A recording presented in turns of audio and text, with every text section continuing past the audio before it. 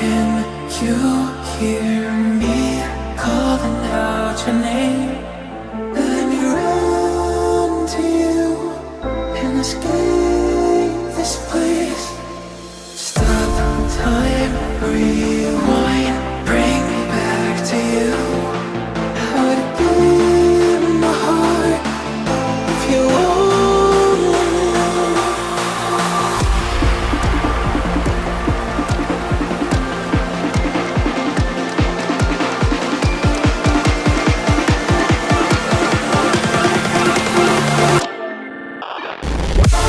What if we could stop the world tonight and run away? Just you and I. Wanna stay right here forever.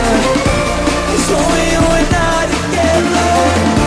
We don't have tomorrow, so just take me away. What if we could stop the world tonight and run away? Just you and I, you and I.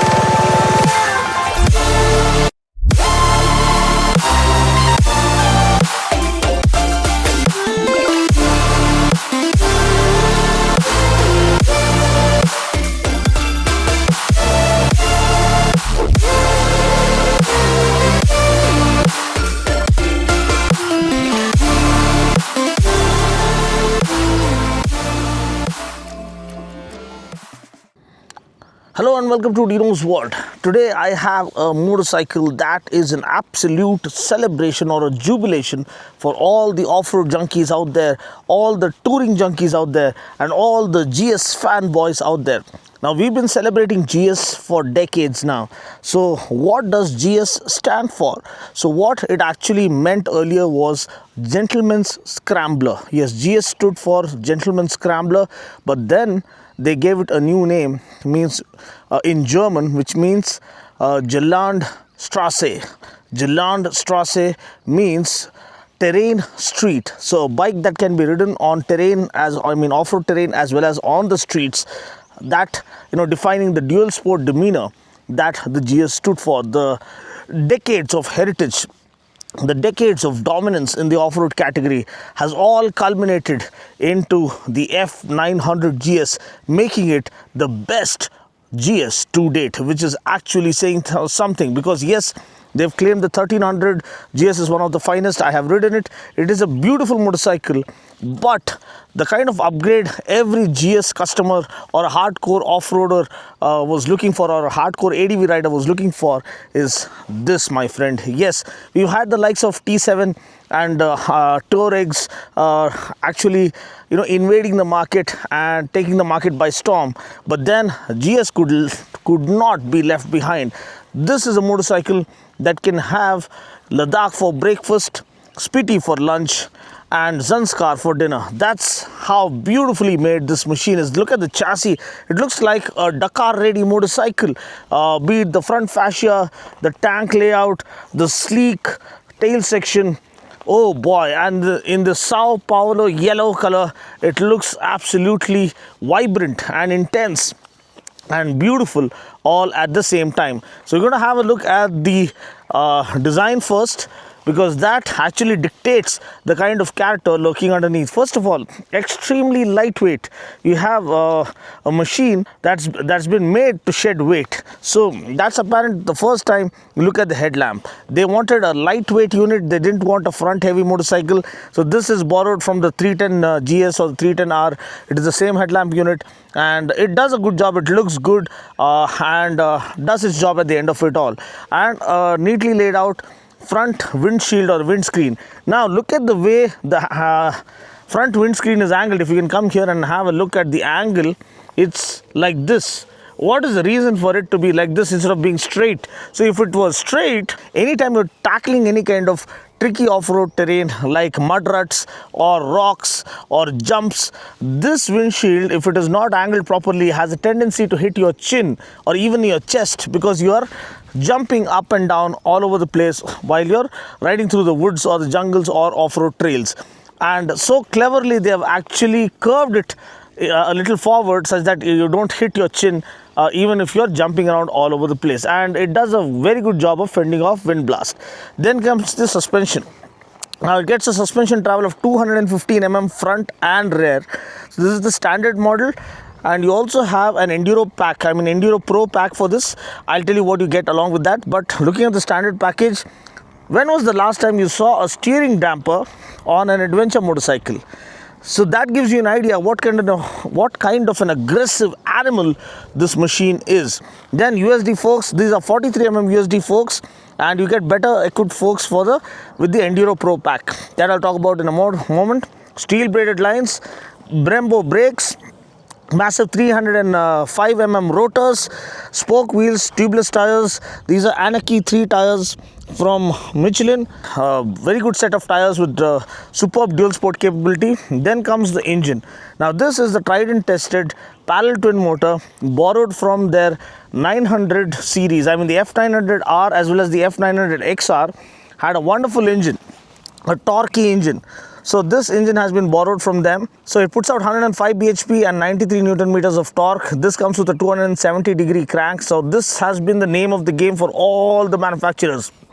Parallel twin 270 degree crank, mimicking a V-twin kind of a rumble, and the flat torque band that is available throughout the rev range, offering an engaging riding experience, low maintenance, easy on the pocket, reliable, no hassle whatsoever. So this has been a safe play by almost all the manufacturers. Parallel twin 270 degree crank has been the name of the game these days, and this is yet another example. So 6-speed gearbox, you have a up and down quick shifter, I mean bi-directional quick shifter, and then of course you have ABS, off-road ABS mode, which means off-road ABS means ABS can be turned off on the rear wheel.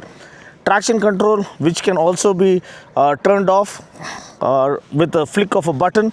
And then you have different riding modes. Rain and road are the two riding modes, but you also have dynamic and Enduro Pro on this one. You can configure the Enduro Pro mode as per your vision will.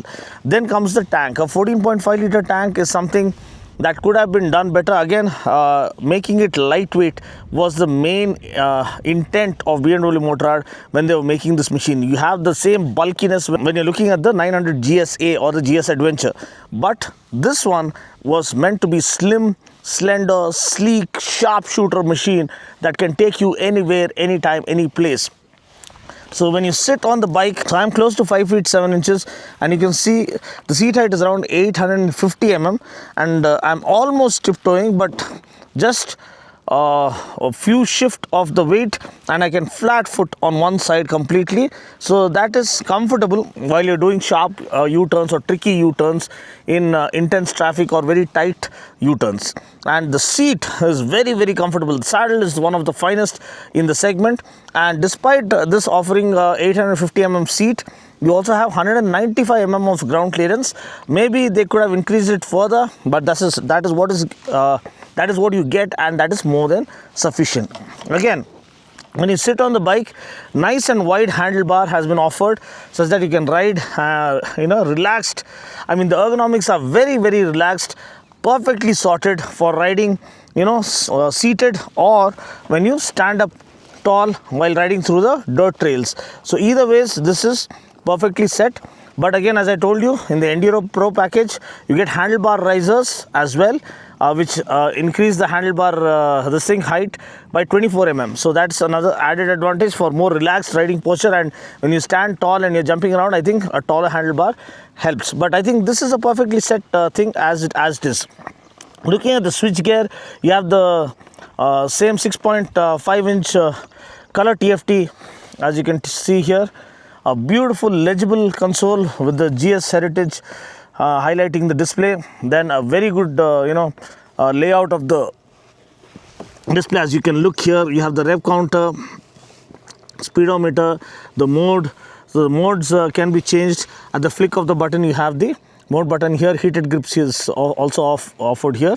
So mode button, just switch between Enduro Pro, rain, road, dynamic is up to you. So for now we'll leave it in dynamic, and then you have the rev range or the rev counter, speedometer, gear position indicator, clock, temperature, and this is automatic headlamp, I believe. Okay, here you have settings. In settings you have vehicle settings, where you can change the ride mode pre-selection, rain, road, dynamic, enduro pro, and you can also configure your riding mode, how much engine map you want in different riding modes, whether you want it less or more aggressive depending on this thing. Intervention and traction control, again, whether you want more intervention or less intervention. So this is Enduro Pro. And then ABS, again, whether you want more intervention or less intervention. It's all set to Enduro Pro. So that's how it is.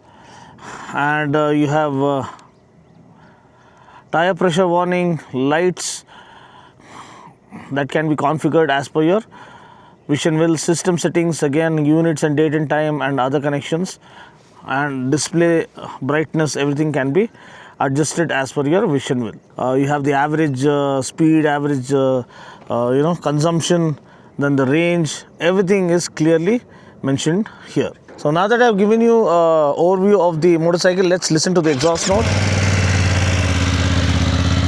Acra exhaust, upswept exhaust.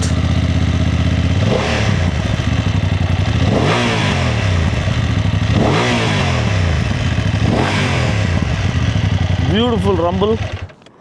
So that is the Acra end can with a carbon tip as well. Beautifully laid out seat. Again, the tail lamp is not given separately. It is integrated into the turn blinkers. That is a new norm, a new kind of ploy that we're seeing. Again, open teeth foot pegs. If you can have a look here, open teeth foot pegs, and brake lever also gets the open teeth treatment.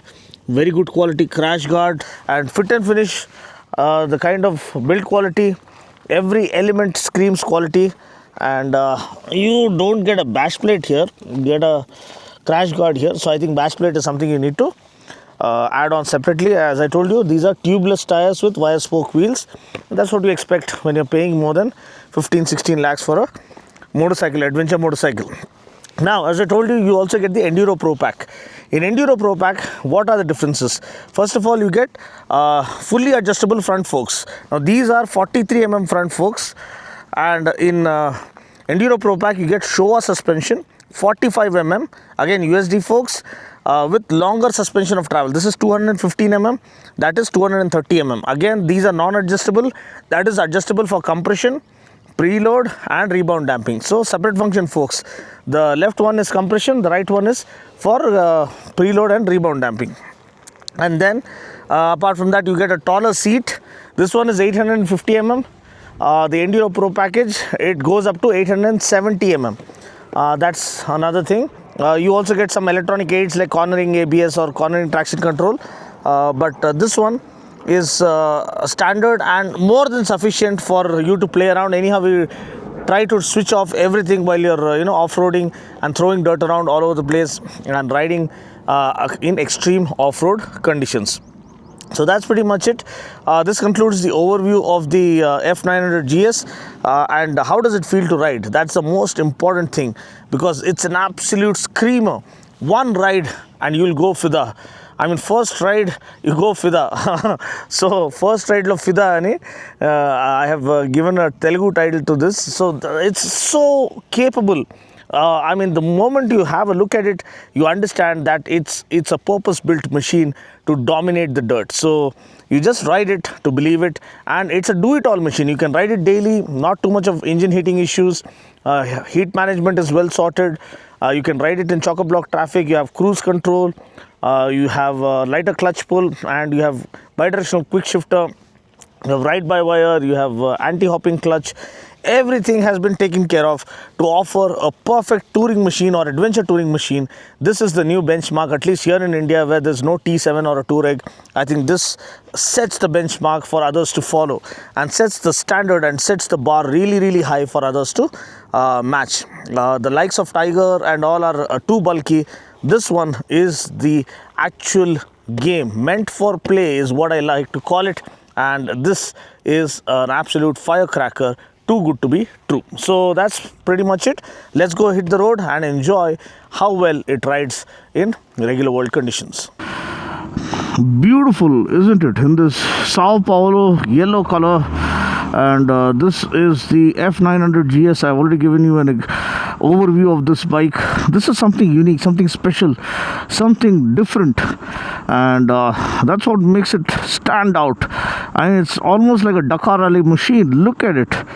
It's meant for play, meant to be pushed to the limits. The Acra Pouch end can adds on a perfect background score.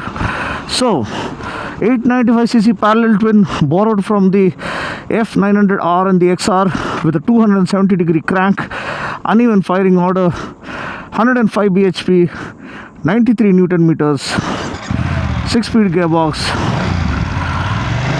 Let's unleash this.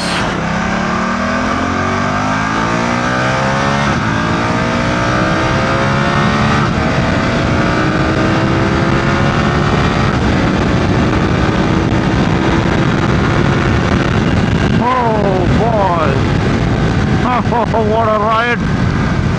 The moment I saw this beast sitting quietly in the showroom, I knew what to expect. The form factor, the streamlined bodywork gives you a glimpse of what a swift-footed and a brisk character it has lurking underneath.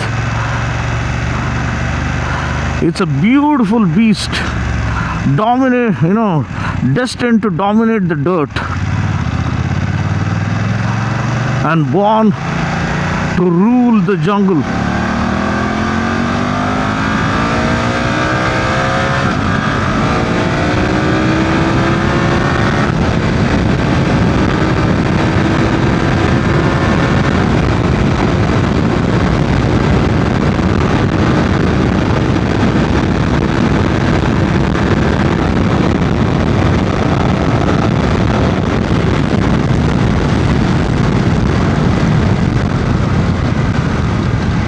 The brakes are brilliant. Brembo brakes, USD forks. Now this one doesn't get the adjustable Showa suspension. Now suspension travel is 215 front and rear for the standard model. You also get the Enduro Pro pack, with which you get adjustable USD forks, longer travel, 230mm front and 215mm at the back, taller seat, 870mm, and yeah, fully adjustable front suspension, compression, rebound and preload.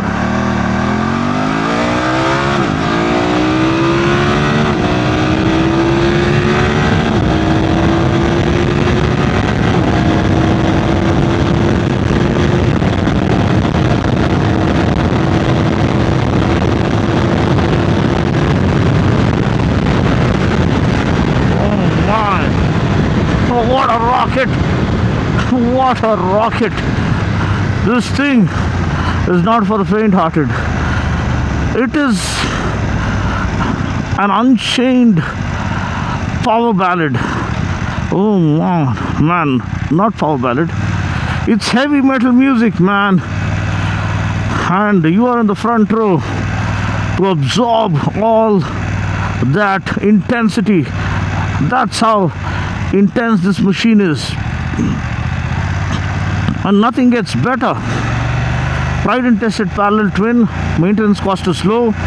In terms of fuel efficiency, it's close to 23 kmpl, which is extremely good for a 900cc mammoth machine. And the kind of road presence it has on offer in this yellow color, red, painted subframe. The headlamp could have been better. That's the only thing they wanted to make it lightweight. They didn't want to make it front heavy. So I think that's the only reason that it gets a normal 310cc G310R headlamp. At least it looks like that. The front windscreen is well sorted. You have this bar up there to mount your GPS system. The 6.5-inch display, one of the finest TFT consoles in our market. Nice wide handlebar, and in the Dynamic Pro package you also get 24mm handlebar risers to make it even more user friendly when you want to stand up and ride. But just look at this. We're going to go off-road in a moment, but this thing is incredible, absolutely incredible. I'll just test the cruise control in a moment. Intense acceleration, great comfort, perfectly positioned foot pegs, well positioned handlebar, well set windscreen. It's not too sharp and angled towards the rider, so that the tendency to hit the rider when you're jumping around all over the place. It is slightly curved like this, so everything is thought out very well on this machine, such that you don't hit the fly screen or the windscreen when you're jumping around or doing enduro riding or hard enduro riding or extreme off-roading.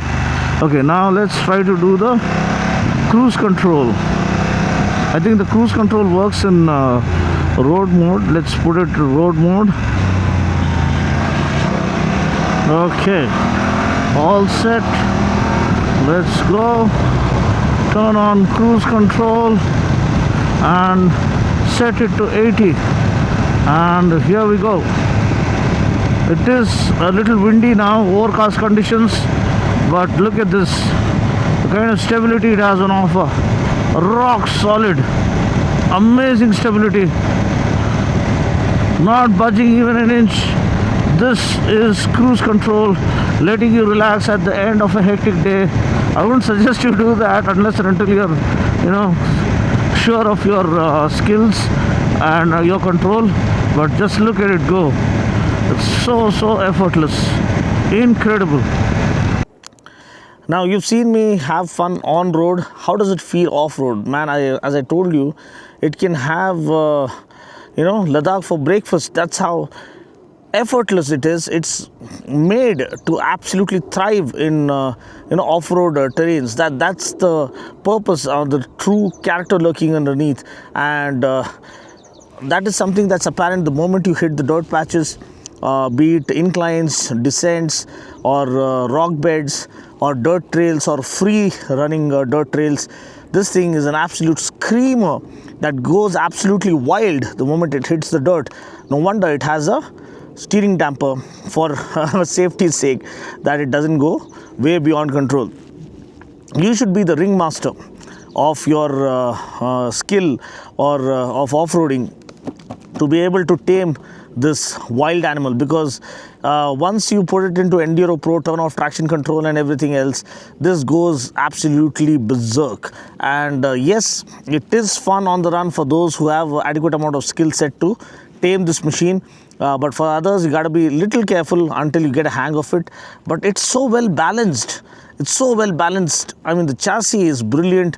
The swing arm, the rear monoshock, the suspension travel, the chassis orientation, the way it is built, the weight distribution, everything is so well sorted that you don't need to put your foot down. It's so good. It's so sublime, like pure poetry. It just goes and goes and goes endlessly, and it doesn't tire you down at the end of the day. That is the best part, because these heavy adventure motorcycles, when you're through adventure trails, one fall and half of your body is drained trying to pick that up. This one is slightly heavier, but not as heavy as the other bulky machines. So, and it doesn't give you even the tendency that you're going to fall unless and until you're on really tricky terrain.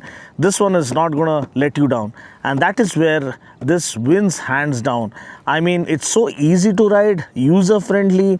I can ride, I can do long distance touring on this, and suddenly I can just take a detour and go through the mountains and climb on top of a hill and enjoy the view or a sunset, and then ride back down and get back on the highway and get going.